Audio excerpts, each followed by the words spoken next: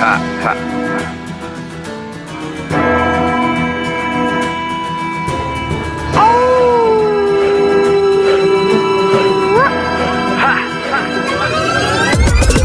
and swords, feel the wars, fighting my blood down to the core. Warriors from medieval age, fear the reign of night brigades. Crusades into the room, moving through the temples and tombs. Scared and placed, prepare to face Professor Awesome and the minions of doom. Professor Awesome and the minions of doom. Professor Awesome and the minions of doom. Professor Awesome and the minions of doom. Professor Awesome and the minions of doom. Professor Awesome and the minions of doom.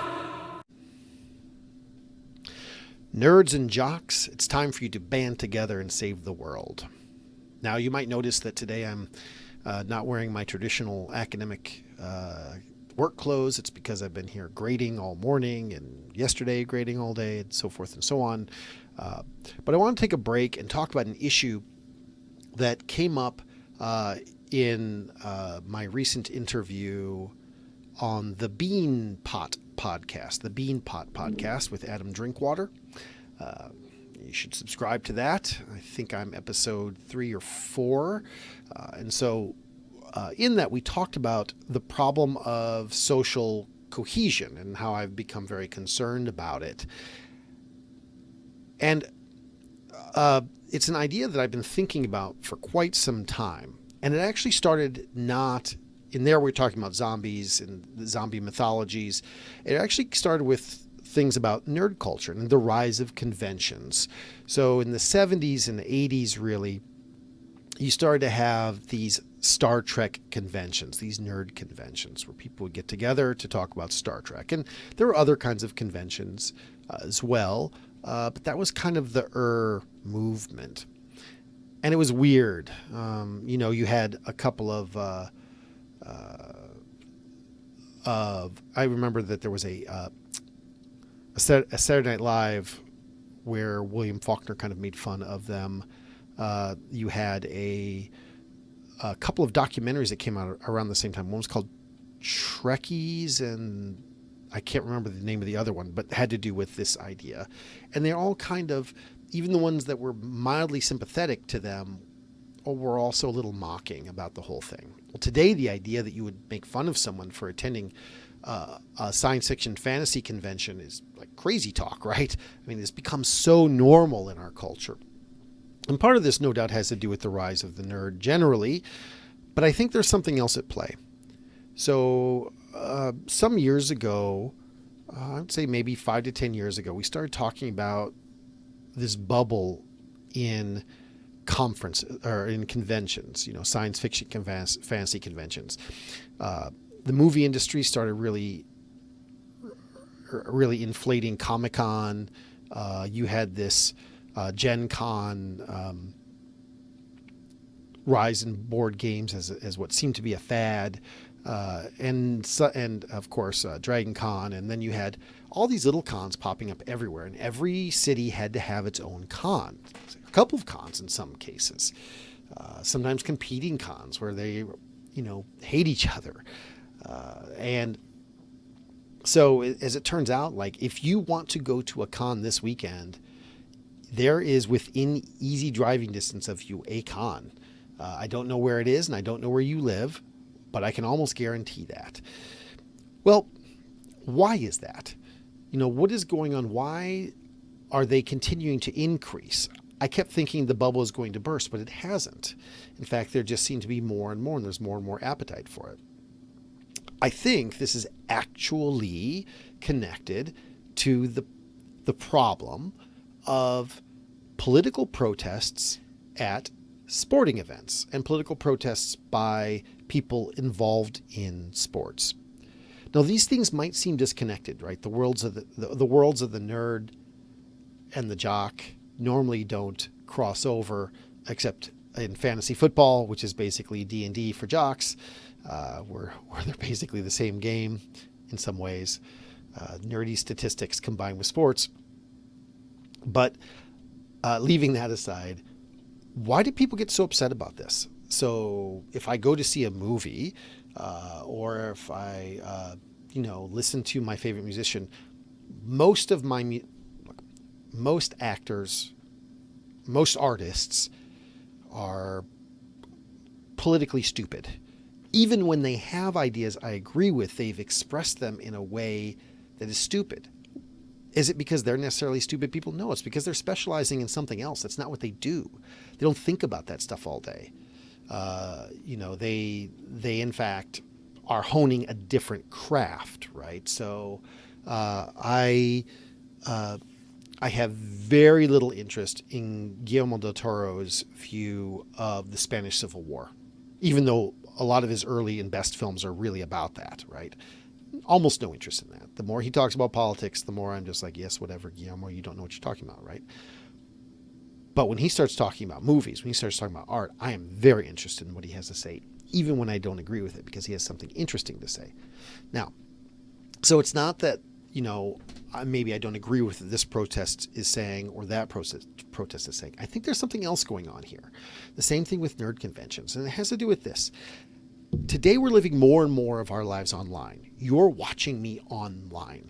I have students who come to my classes, and they have a kind of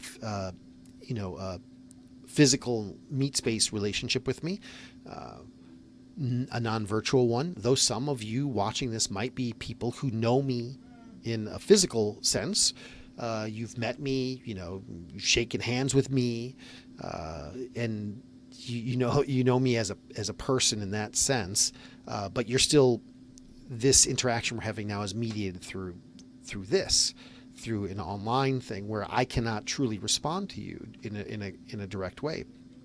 So instead, we've become lonely, I think. I mean, there's a lot of talk about a crisis of loneliness in America, and I don't think it's just America. I think it's really the world, where we're seeing more and more people feeling disconnected.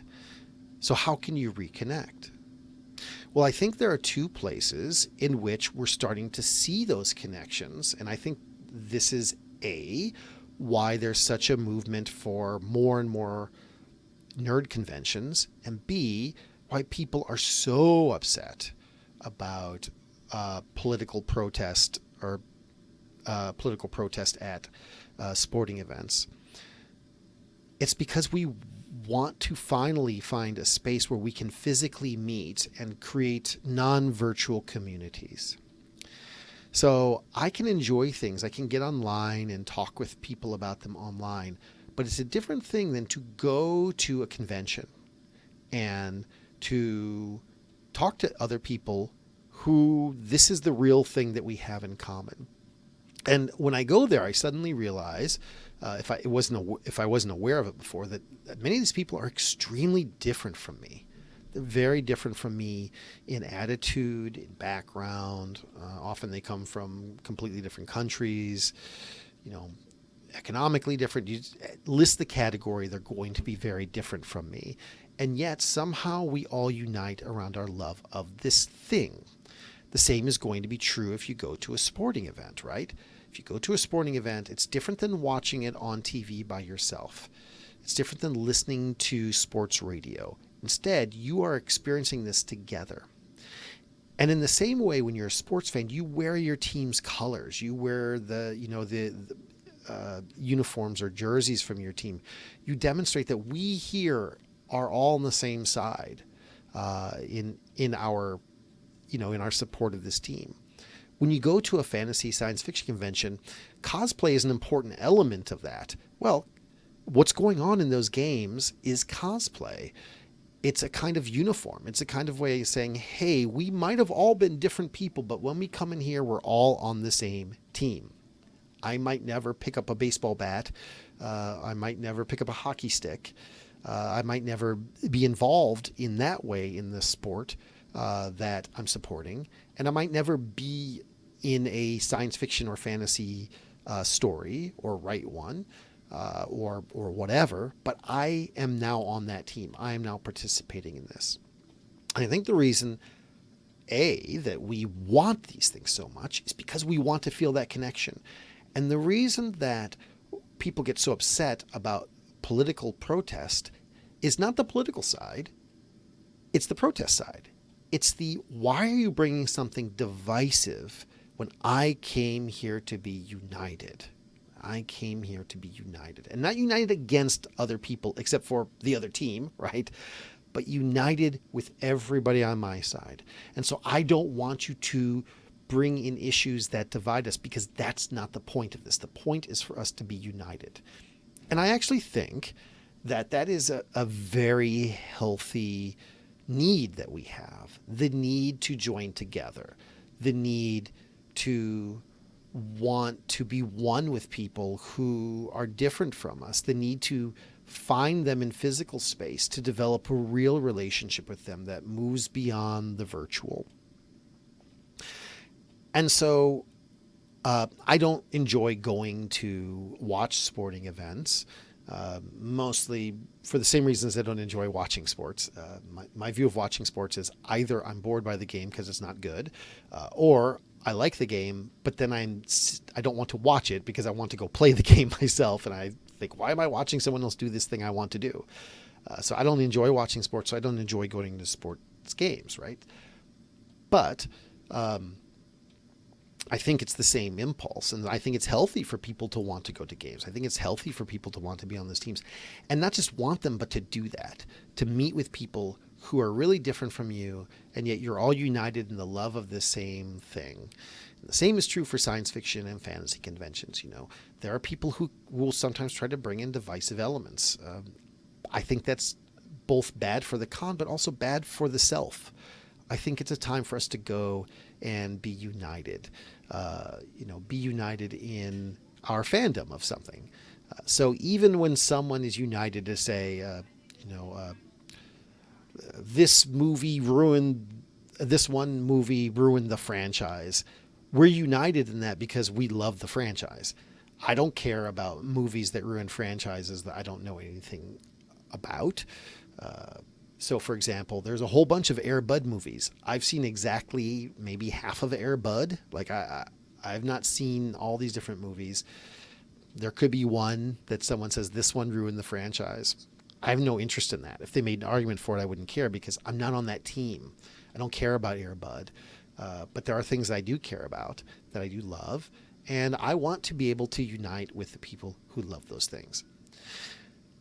So things like bowling leagues and softball leagues and fraternal orders like, the Elks and Lions are kind of fading away. And I wish they would come back. I even wish the ones that I have no interest in would come back, because I think that those things create social networks in the real space for us that really help us see our neighbors as people and not just as avatars on a screen. But aside from, while those things are fading, the nerds and the jocks, the people who love going to sporting events and love going to conventions, it's up to us to unite together and save the world by going to these conventions and going to these games and saying, you know what? I appreciate that you have a different perspective from me, but right now we are going to be friends.